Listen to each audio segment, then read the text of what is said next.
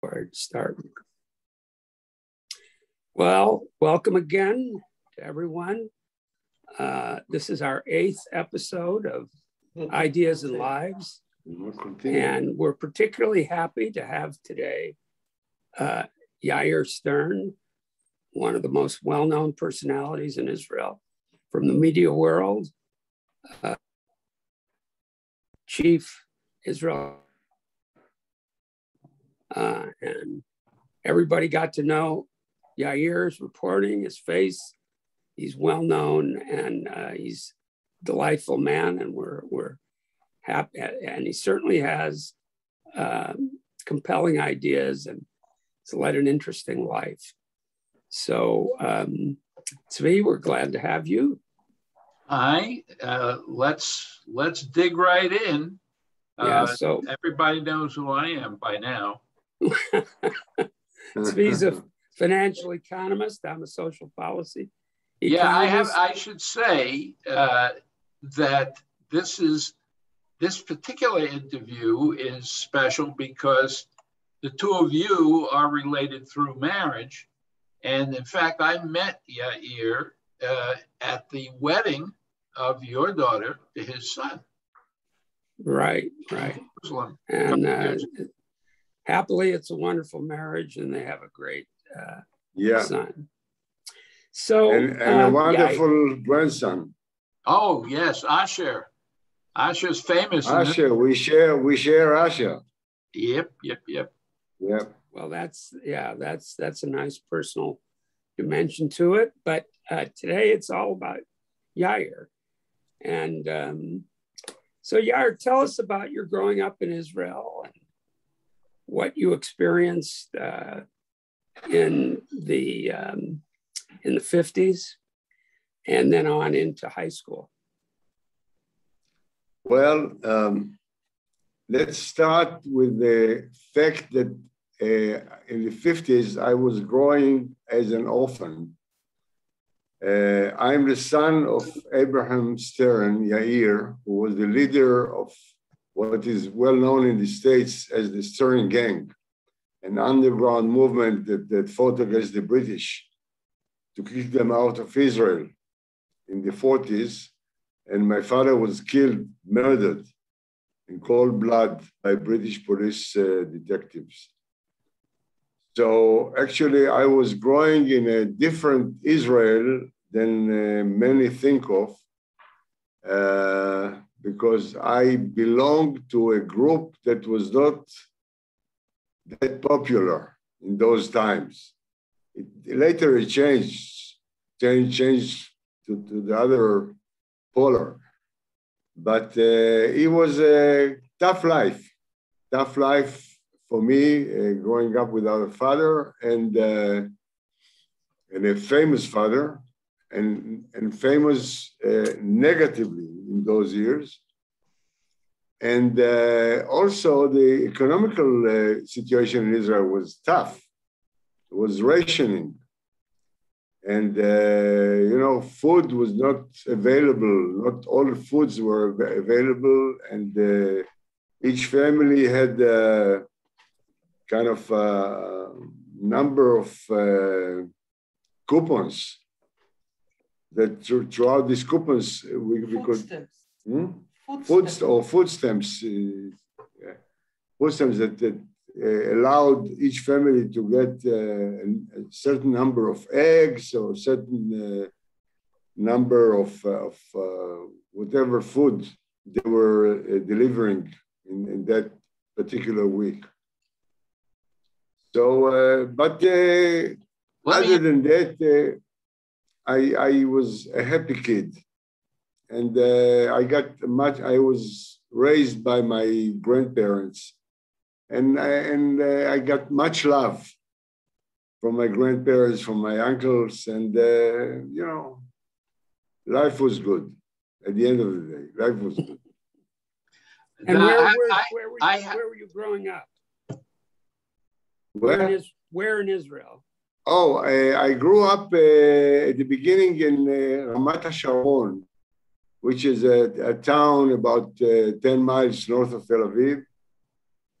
And then we moved, my mother remarried, and with her new husband, we moved to Netanya, which is a town on the coast of the Mediterranean, about 25 miles north of Tel Aviv, on the coast. Let me verify something. This has to do with the days of rationing. I didn't live in Israel back then. I don't live there now anymore either, but I was told that the joke in the yishuv among the Jews during the rationing was, if you had chicken to eat, either the chicken was sick or you were sick. Well, it's a joke, but there was, aside from the rationing, there was a black market. And yes, if you had some money, on the black market, you could get very good chickens and eggs and other products, butter and things like that, that weren't available in the regular stores. Fortunately, I grew up in a, today it's a town, but then it was a village. And my uncle was a farmer, so he had chicken. And so we had the chicken and eggs for free. And me and my grandma smuggled some chicken to my uncle who lived in Tel Aviv and couldn't get any in the free market. Now, when did you start your involvement, shall we say, in public life? Wait, Tzvi, let's first go through high school. Where did you go to high school? Well, high school, I went to a military high school, a boarding school that belongs to the Navy, something like Annapolis, but not an academy, but a high school, naval high school in Akko. All the way up there. Yeah, and I wanted to be, a sailor, actually, an officer, a naval officer. So this is where I spent almost 3 years of high school. Then I was kicked out of there because I wasn't that great student, and my behavior was also on the line. So I moved to Tel Aviv, and I finished high school in a very good high school in Tel Aviv. And then you had to go right into the military? Then I had to go to the army at the age of 18, compulsory.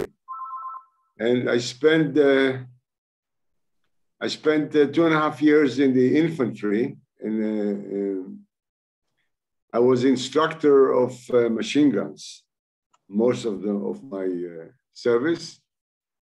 But thanks God, when I was, where was my base was in 1960.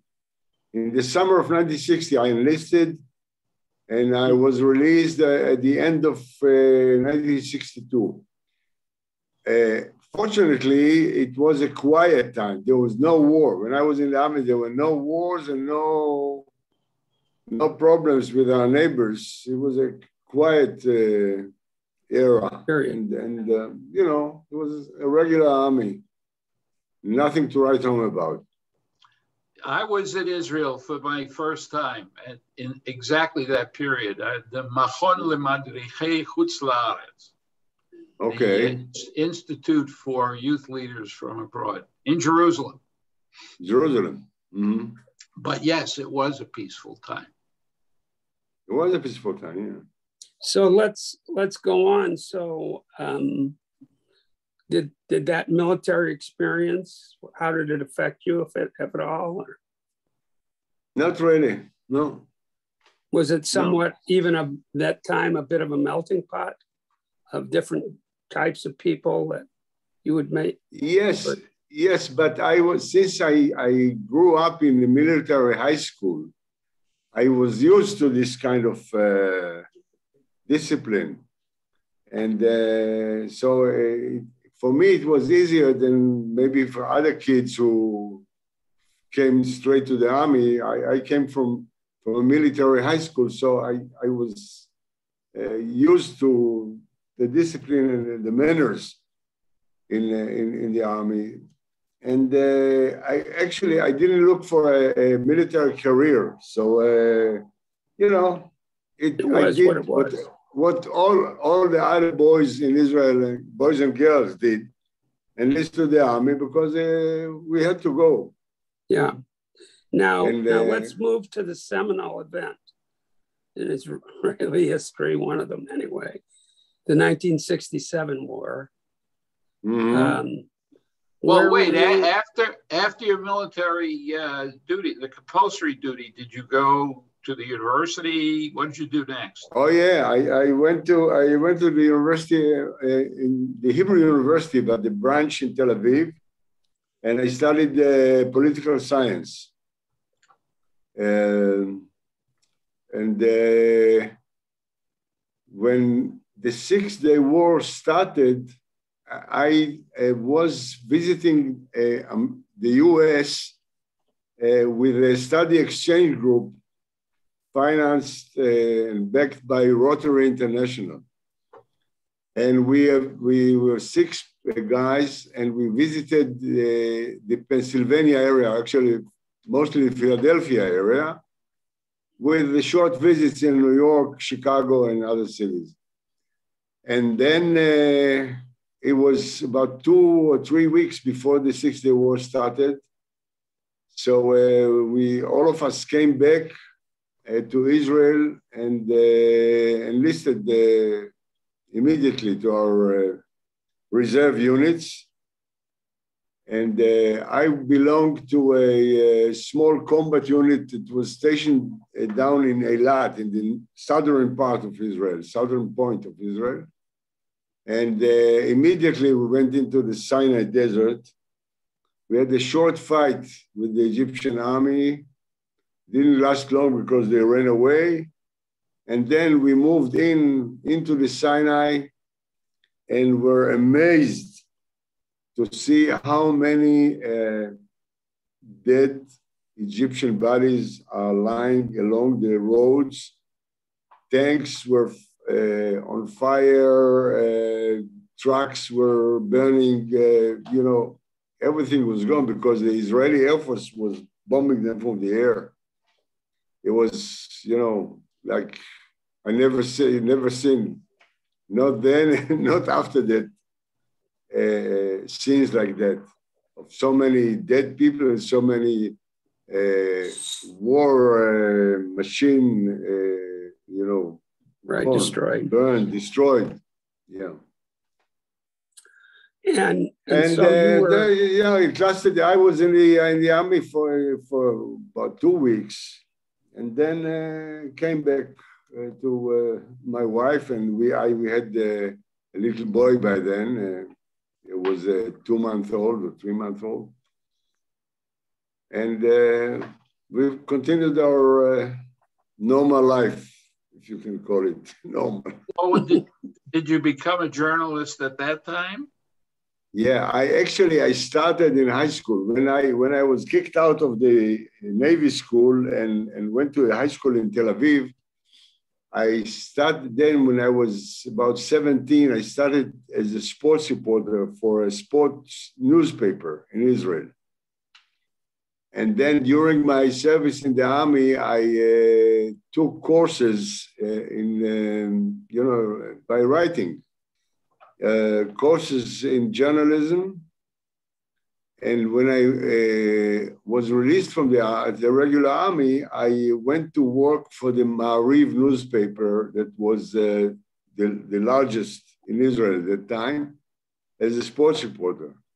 And this is where my real career began.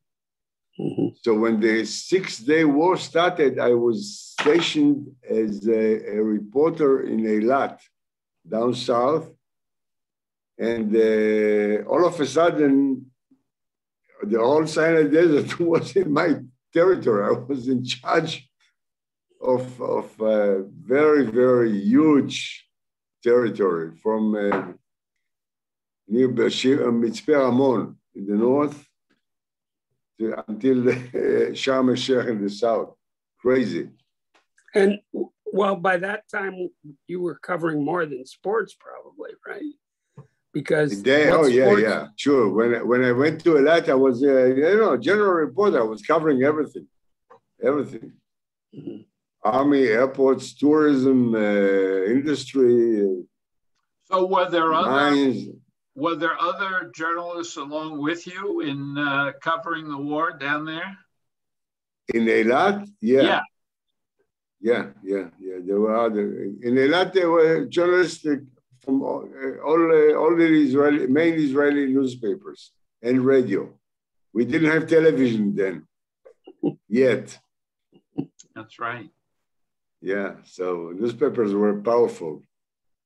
So was there kind of a relief or euphoria after the war? What were you feeling just before the war? No, what happened is a very strange story. That when I joined this group of Rotary, the study exchange group, all of us have met a very nice Jewish family in the suburb of Philadelphia, Marvin and Judy Goldstein, that we fell in love with them, all of us. And whenever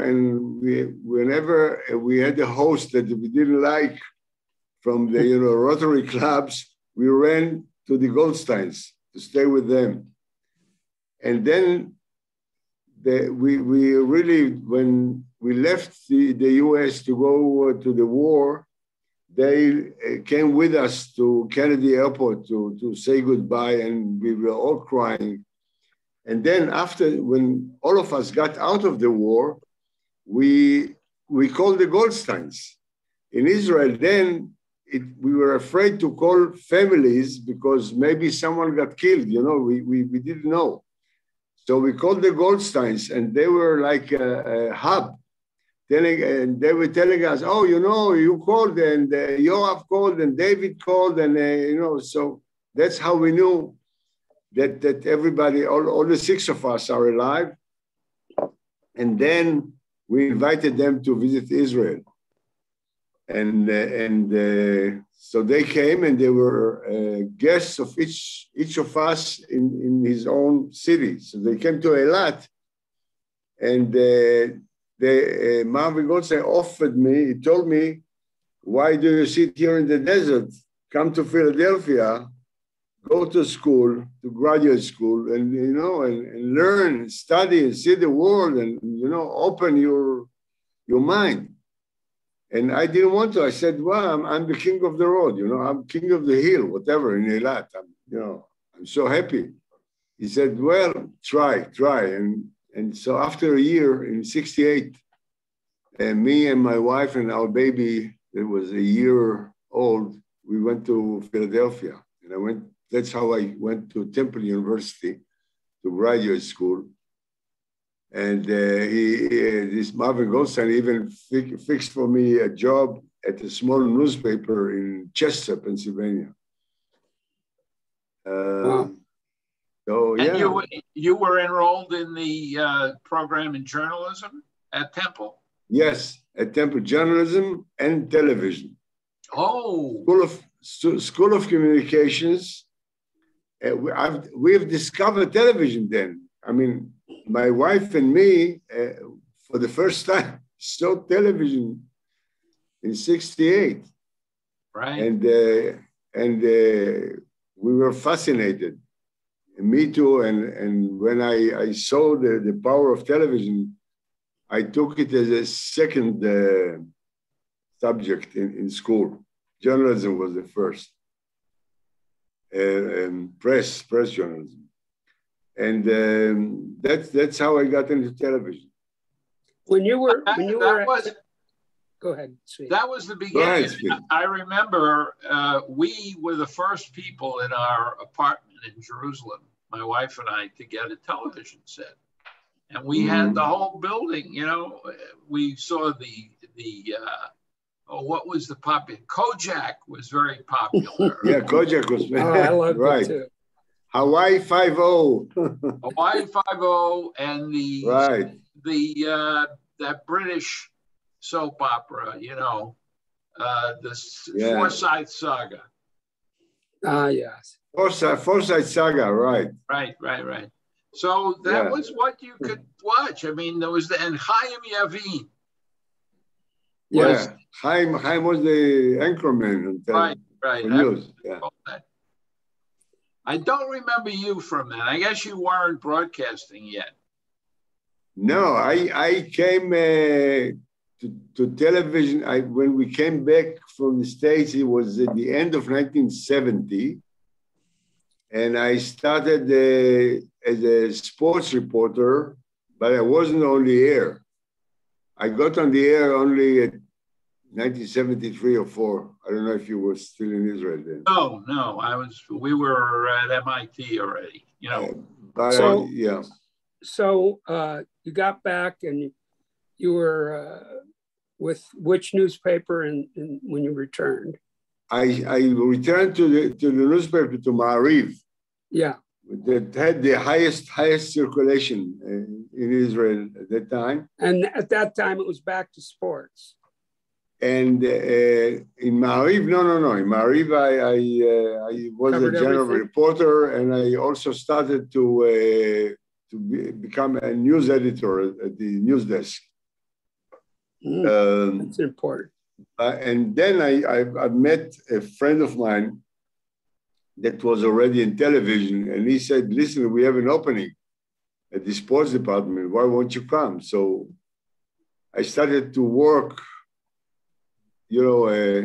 both in the newspaper and television at weekends. And then after the Yom Kippur War, I went to television full time. So, 73. At the time of that, at the time of the Yom Kippur War, you were a reporter, both sports, TV, and regular journalism. I was but I was again. The Yom Kippur War, I was enlisted to the reserves, although I was older and I wasn't employed by a combat unit, but I was in the reserves, and I was in the Golan Heights, served there for a while as a driver, and then I went down to the Sinai, but I didn't have a chance to fight. Were you doing any of that with journalism when you were up there and in the Sinai? No. Just part of the Army? No, just as a reservist. I see. Of the Army. So what? And then when go ahead. No, I was going to ask about your career in television. How did you progress? Well, very fast. It took quite a while, but in 70, after the Yom Kippur War, I went to television full time, and I worked for the sports department and news department. And very soon afterwards, I became one of the editors of the main evening newscasts. And in 1979, I became chief producer of news. I left the sports. In 1982, I became the head of the chief editor of the news. And a year later, chief of the news department of Israel Television, where I served for about 6 years. 1989, I was sent to Washington, D.C. as bureau chief and reporter for the Israeli television until 1993. And when I came back, I became Director General of Israel Television. Now, for 7 years. When did they bring in a second channel? Because through a lot of this, there was just when just when I came back from the States, from being in Washington for 4 years, at the end of 1993, November 1993, they started the second channel. And then for the first time, we had competition. And was that a commercial? Strange. Did they have commercials or? Oh yeah, they were a totally commercial channel, and we were public. But the competition was very tough. Eventually, they passed us. The rating became high. They brought in, they had a lot of money, and they brought in very popular shows and very popular, personalities, TV personalities, and they've succeeded. Very good. I'm going to tell you a story. When I was on a trip with my friend's parents, who were very much Labor Party people, and Begin was running for a second term. And I said, I know how the Labor Party can win this election. And they said, how? And I said, start a second television station. That will be very popular with people, especially the Amcha, the regular people, who television is their main source of entertainment. And they'll see that the Labor Party is not that old-fashioned and wants to move forward. And their response was what you might have expected. What do we need a second television station?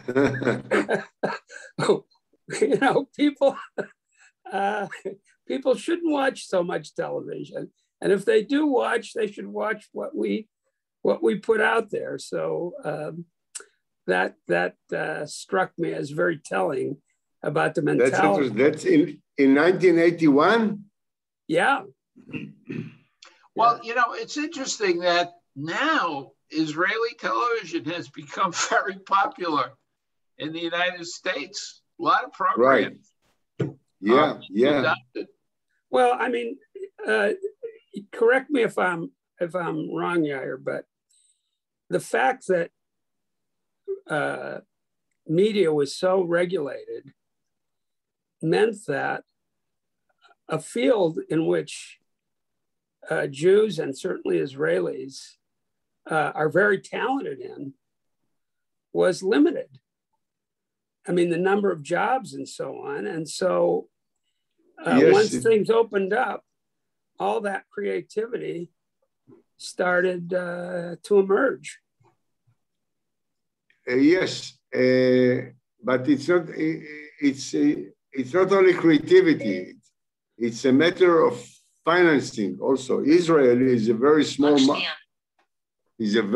market, and a small market cannot feed more than 2 channels, because now I see that commercial channels in Israel are losing. They produce very good shows, but they are losing. Mm-hmm. And the only one that is strong is the public television that gets now they get about 750 million shekels, which is something like $220 million a year, government money. So the public channel is the strongest financially. Who's producing Shtisel? Shtisel? Shtisel. Shtisel was produced first by a cable channel. Oh, is that in right? Israel? Cable and satellite and cable channels are strong in Israel, and they produce many shows and many series, and they sell them to the commercial channels, and also some of them sell abroad. Yeah, Shtisel is very popular. Yeah, you see it in the States? Oh, yeah. We're waiting for the 4th season. And you see the Hebrew version. Yeah, The with Hebrew version. subtitles. With subtitles. And it's Hebrew and Yiddish. Yeah, yeah, yeah, yeah. So yeah, there are several series that were sold to American channels, and they were adopted to an American version. Right. But the main storyline and the types and the cast are based different. on Israeli. Yeah, I think both In Treatment and Homeland were two of them. That's right. Yeah, Let's exactly. let's go back to your career though. Let's go back to your period in Washington. You're the chief Israeli correspondent. You're the person that Israel sees, and no doubt that's one reason why so many people came to know you in Israel, within Israel. But what about your own experiences there and how you came to see the United States here you were going to be there for over a 4-year period. Well, I'll tell you, first of all, I was brainwashed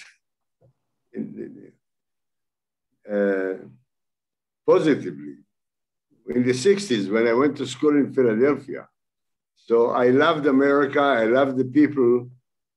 We had good friends in America. I loved the American sports. I got crazy about football and baseball. And so for me, America was like second home. I didn't see the bad things. I saw only the good things.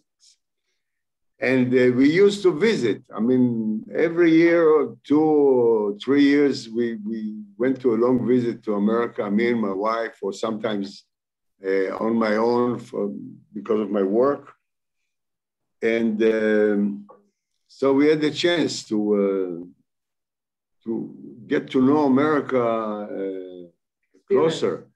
In 1984, I was a guest of the State Department for about 6 weeks.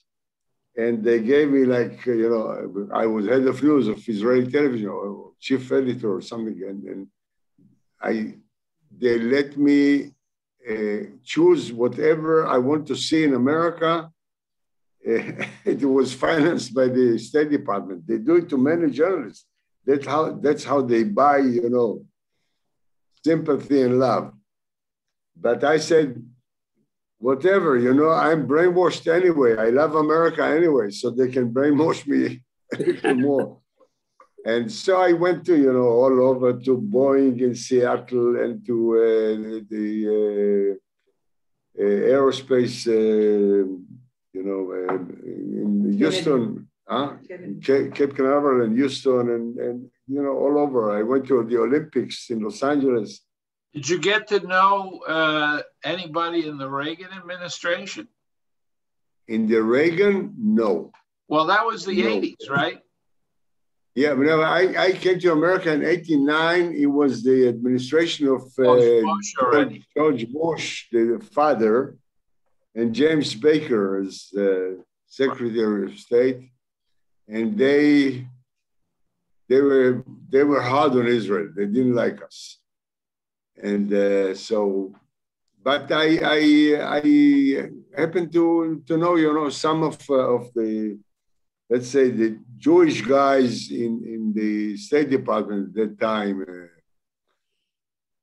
Dennis Ross, Aaron Miller, Dan Kercher, Martin Indyk. And I also became friendly with Stu Eisenstadt, who was one of President Carter's closest advisors. So, but none of them served with Reagan. Actually, Baker did serve. Yeah, none of those guys served with Reagan. Baker served with Reagan. Yeah. No. Baker brought them from all over, I don't know from where. But anyway, So you went on this trip, and your impressions changed, or what? What happened? What about America? Yeah, when you took the trip to the Olympics and to different places. No.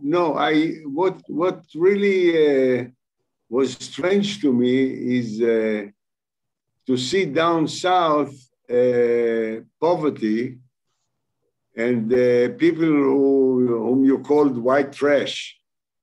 I wasn't aware of it. And poverty of blacks and whites, mainly in the Appalachian area and down south. Yes, this was new to me, and I wasn't aware of it. But other than that, I still remained a fan of America, Okay, so now you're covering the George H.W. Bush administration and its relations. Would you cover almost only things that related to Israel, or would you cover anything else? No, I was covering a lot of, everything. Gulf War.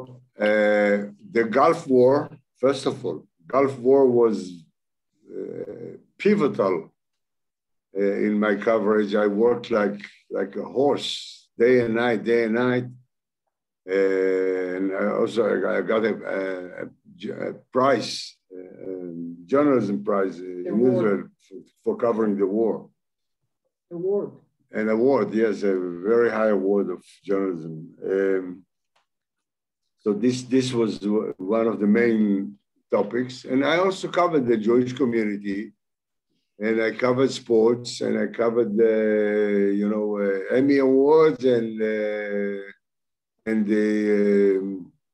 I don't know איך קוראים אלה ביוטה שם?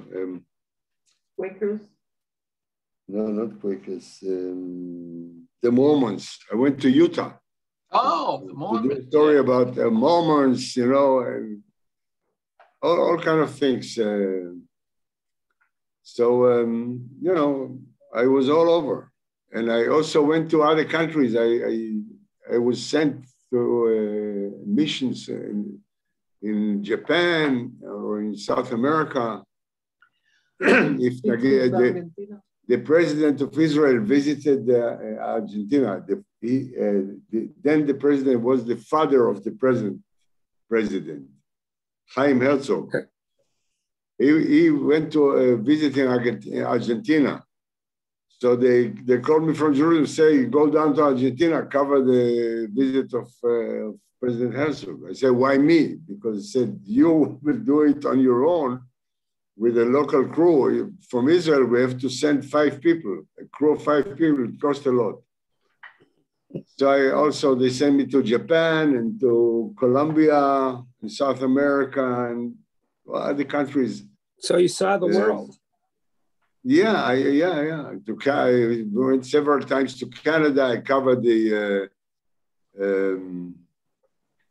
first meeting between President Clinton and Yeltsin, the Russian president.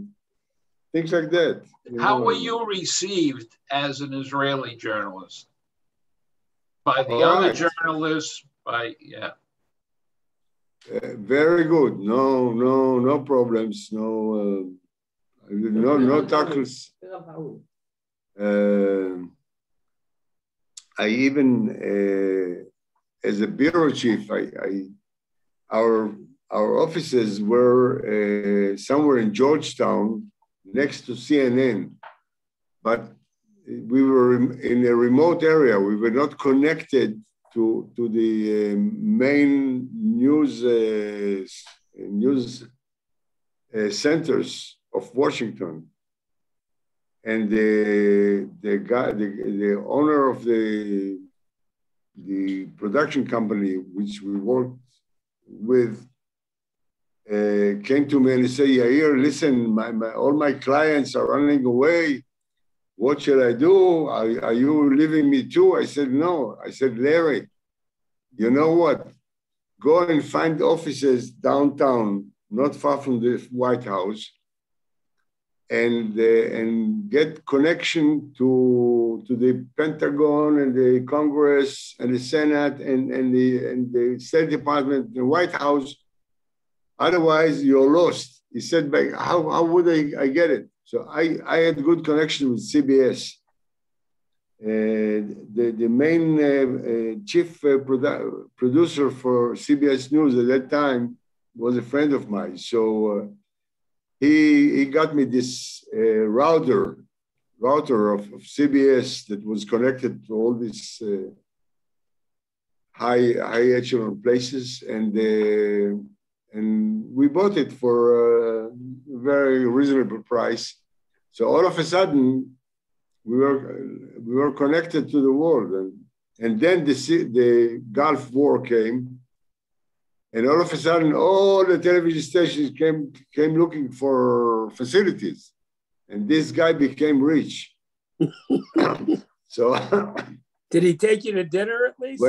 Yes, when he took me to dinner, and then when I left Washington, he took me and my wife Dusty to Morton's of Chicago, the best steakhouse in Georgetown. Yeah. And they had an evening, for me, and they gave me a golden plaque for Yair, Fantastic. Wow. Yeah. So, did you meet any presidents while you were? Bush, no. Bush I saw only in the, there's an annual meeting of the media with the president at the Washington Correspondence dinner, yeah. Yes. So there I saw Bush only, but I covered the Clinton's campaign, and I had a short interview with him when he came to New Hampshire. And also I had a very long interview with President Carter. This was when Menachem Begin was very sick and was about to die. I knew that he would die when I'm in Washington. So after a few months that I was there, I called his secretary and asked for an interview because Begin was sick and, and any day something could happen. And the answer of Carter was, Begin will bury us all. Don't worry, Begin will bury us. Okay, a few months, and then a year passed, and then I got a call from Jerusalem that the situation is grave. So I called the Israeli consul in Atlanta, and I asked him to connect me with some of President Carter's close advisors, and he connected me with Robert Lipschutz, who was an aide to Carter. And Lipschutz told me, listen, today is Saturday, come tomorrow at noon, because in the morning, the president is going to pray to church to pray for Begin. And after the prayer, he will give you an interview. So I went down to Plains, Georgia. It was a very long ride from Atlanta.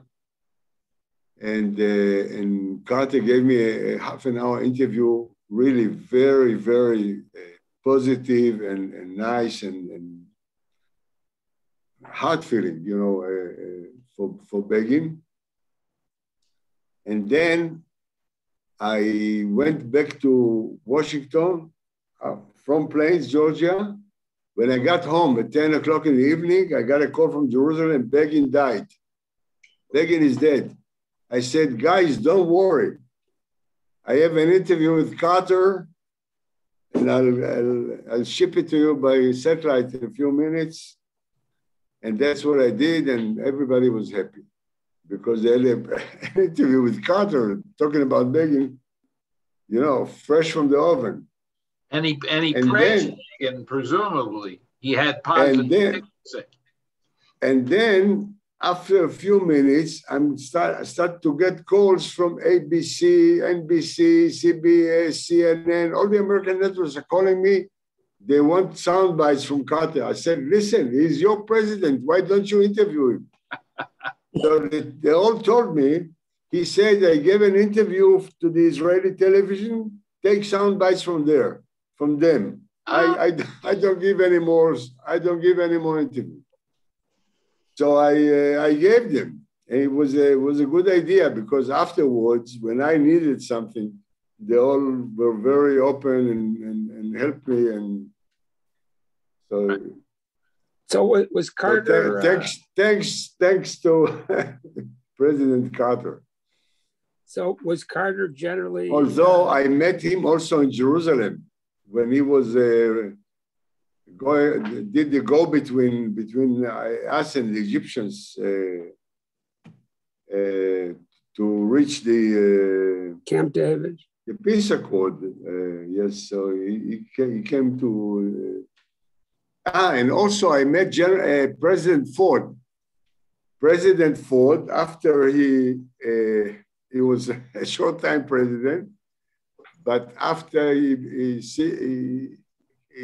lost the elections, a few months later, or a year later, he came to Israel, and I get a call from the American embassy, and they tell me, you have to get the feed from the Super Bowl because President Ford is here, and President Ford must watch the Super Bowl.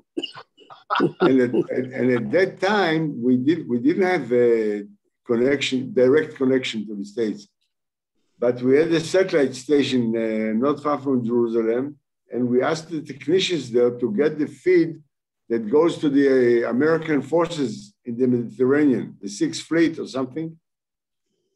And I told the Americans from the embassy, you know what, you bring the hot dogs and the beers, and I'll get you a feed. And that's so they came with President Ford. It was at 2:00 in the morning in Israel. Were you able to watch it? Yes, we watched it together. I don't remember who played, but President Ford was very, very happy. Well, Ford was a football player at the University of Michigan. He was, I believe, an offensive. I knew that. I knew that he was there. You know. So this is another president that I met. So I just want to ask, when Carter gave that interview, what was the main thrust of his comments about Begin? Well, his main comment was that Begin was a peace lover, or a man that was ready to pay a big price to get peace with the largest and most powerful Arabic state, Egypt, at that time. And he really appreciated very much. He appreciated the goodwill of Begin and President Sadat of Egypt, that they were willing to go against many people in their own countries to reach peace. It was, making history. That really was quite an event. It was treaty. Yeah. Historic. Historical event by all means. Yes. Now, let's turn back to your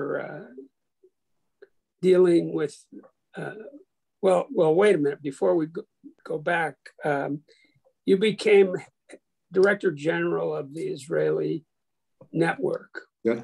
What were some of the challenges and opportunities that you faced as Director General? Well, my first challenge, my first and biggest challenge was that 3 months after I became Director General, the commercial channel went on air, and all of a sudden we had competition. And I personally, I didn't have much time to get ready to it.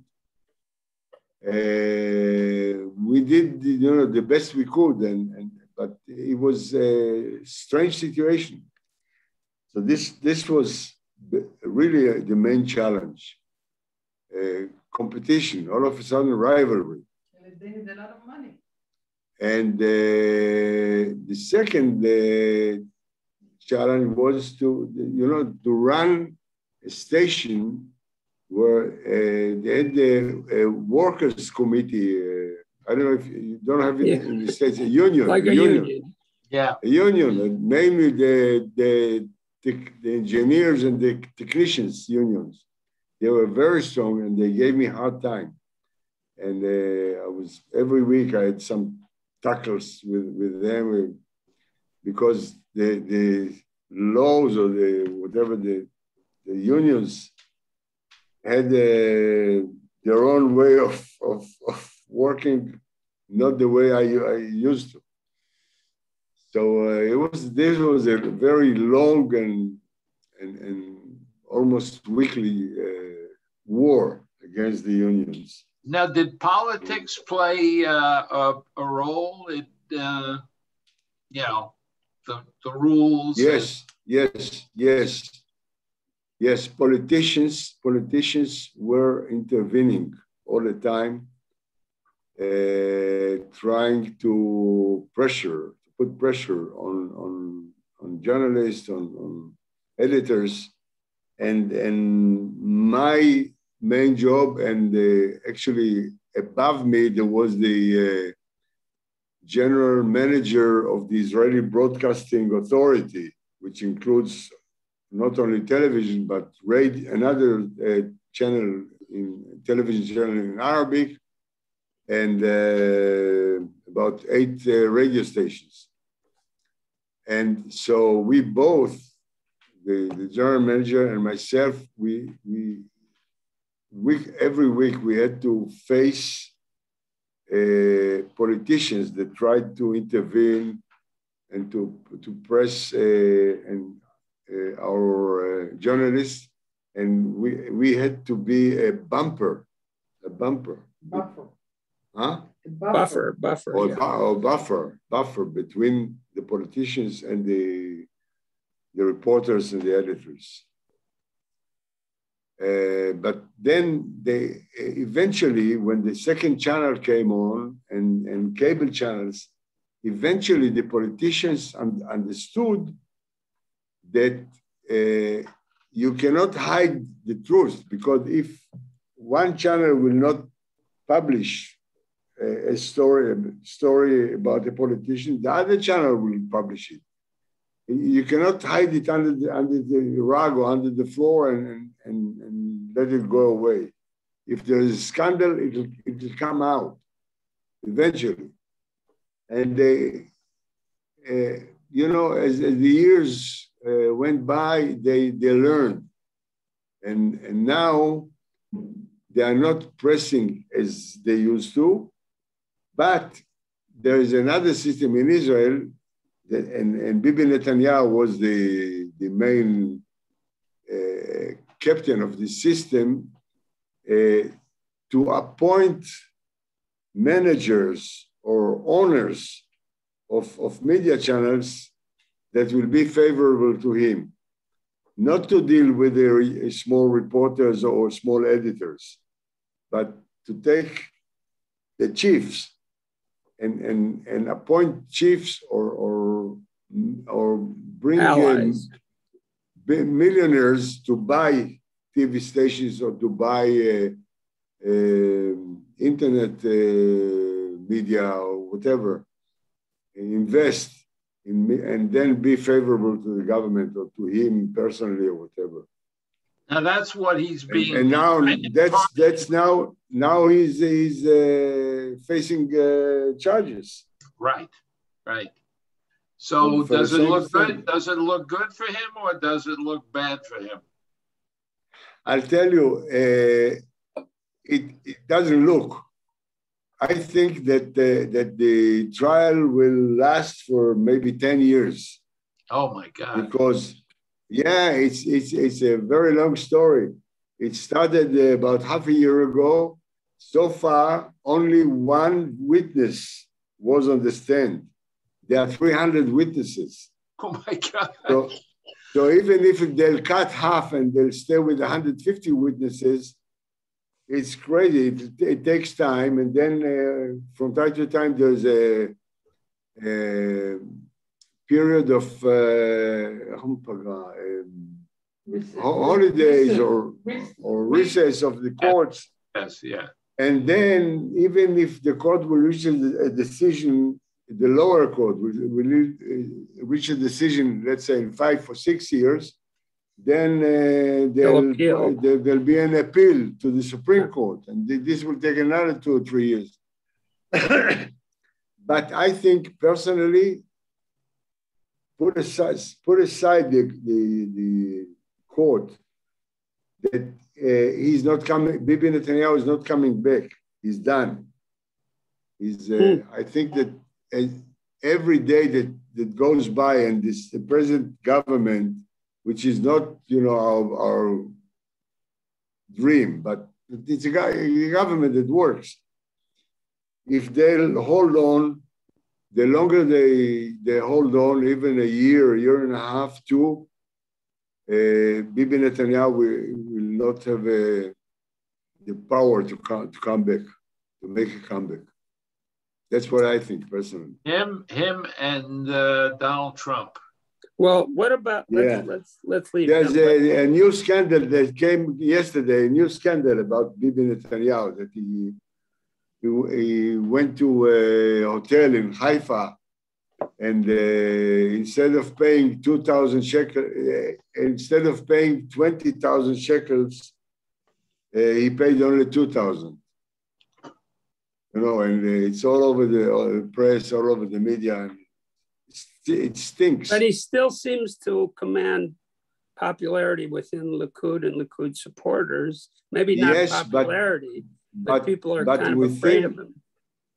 But but within the Likud politicians, in the Knesset and in the Likud echelon, they start to talk against him, and they start to point a finger at him.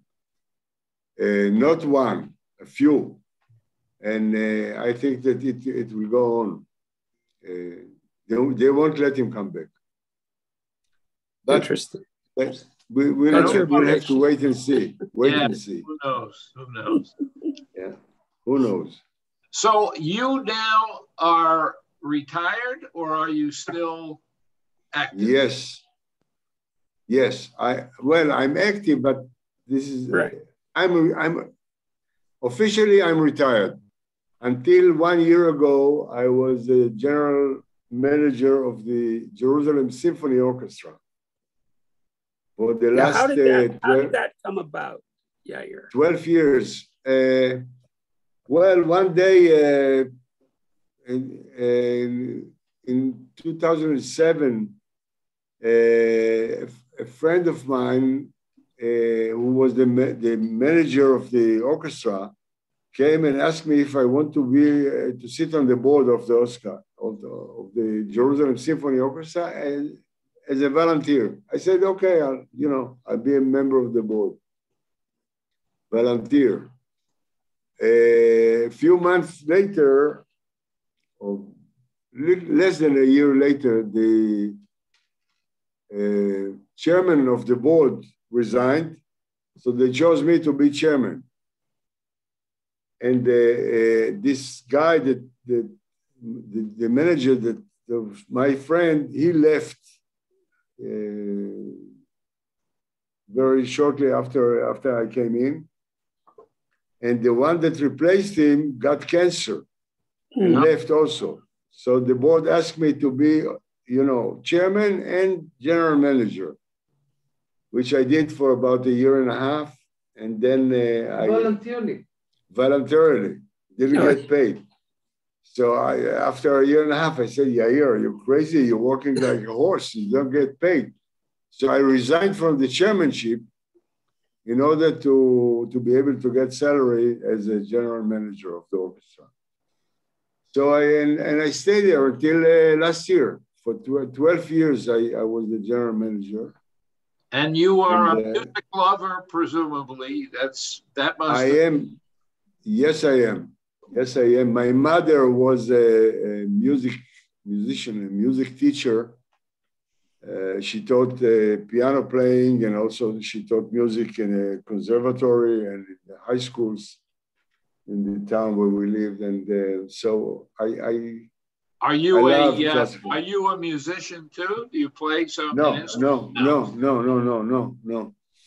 not at all.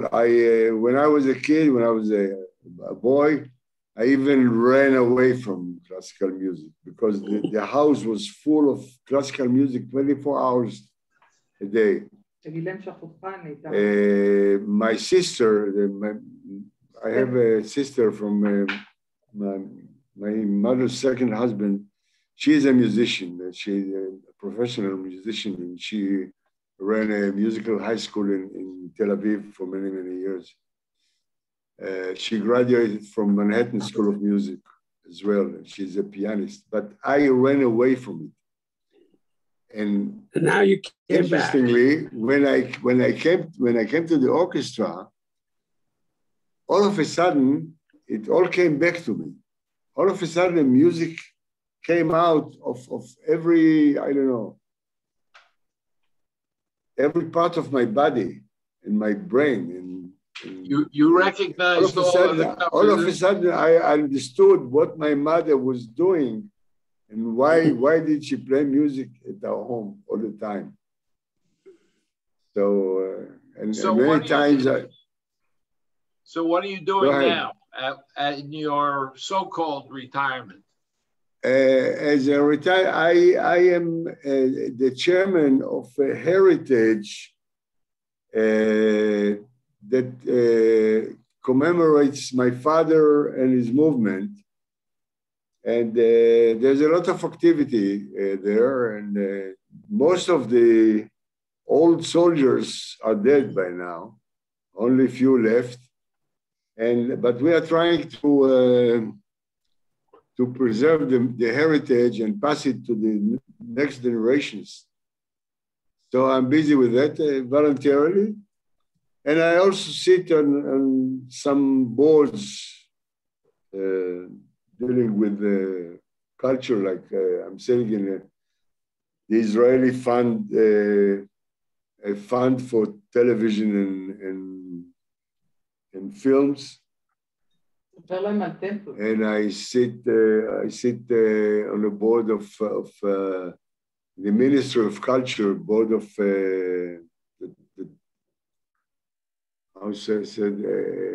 looks after classical music in Israel.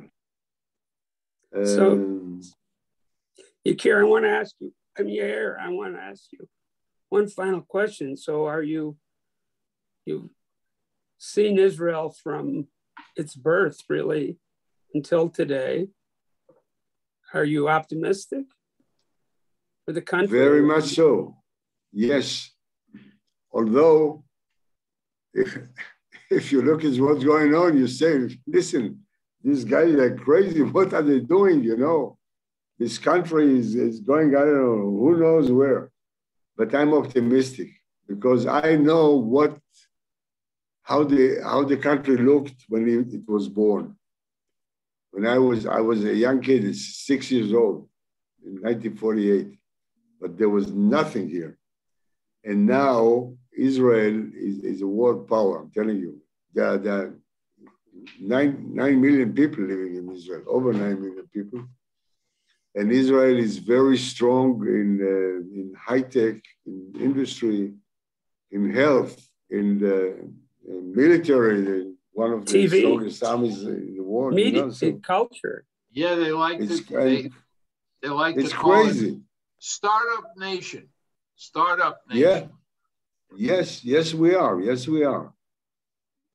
And even our president that just retired, President Rivlin, he now became chairman of a startup company that deals with a better air, better environment. There's a company that tries to build electrical roads so that the buses and trucks will not use gasoline, but they will have special lanes that are operated by electricity. So, yeah. So, it's startup nation. Yeah. Fantastic. And I'm proud of Israel, whatever. I think that this country in 70 years did a miracle. It is a miracle. It really is a miracle. Yes. What kills me actually is what I hear, excuse me, about the young generation in America, mainly in universities and colleges, that are becoming anti-Israel. And they are getting to be pro-Arabs or pro I don't know what, and they forget they are Jewish. They forget that they're Jews. They forget that Israel and world Jewry and American Jewry are one nation. We're all together. Otherwise, we have no future. But the students are under the propaganda of the BDS and Palestinians and all kind of. But on the other hand, several Arab countries have now become partners. Zionists. Yes, yes. And but still, so hopefully that will offset some of the. Maybe. It is troubling, but I think the vast majority of Americans are still quite pro-Israel. Oh yeah. And we do see some highly publicized. And hopefully we will forge good relations with China. I have to say, I was in China years ago, and I was talking to the president of People's University, Renmin University. And he said, "Your name, Svi, what kind of name is that?" I said, it's a Hebrew name. So he said, "Oh, you're Jewish. Very smart." Yeah. There's a lot of cooperation between Israel and China on various fields of industry, and many Chinese companies work with Israel. And also, our new government is working good with the new administration in Washington. The head of CIA, American CIA, is now presently in Israel, and he met today with the chief of the Mossad, and they work together because the Mossad has very interesting information about Iran and the new president that was appointed in Iran a few days ago. So the first visit of the head of CIA abroad is here in Jerusalem. So I'm optimistic I'm optimistic about the cooperation between our administration and your administration, because during the Trump administration, it was crazy. Yeah, it was crazy. Well, thank you. Trump was pro-Israeli, and he did a few things, but Bibi Netanyahu, and he lost the Democrats. And I think that now there's some kind of a comeback. Right. Yeah. Well, Yair, thanks so much. I think we both loved this. It was a pleasure. And I look forward to seeing you soon, either in Israel or here. And I want to wish you Mazel Tov for the coming marriage of your second daughter, Maya, very soon.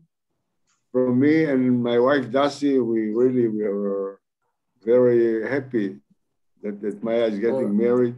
Well, thank you. I was happy to meet you. Me too. On the air, but, maybe we'll meet.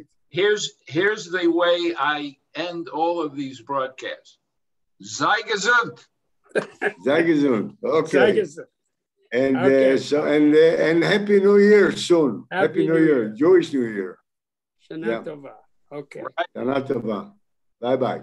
Bye-bye.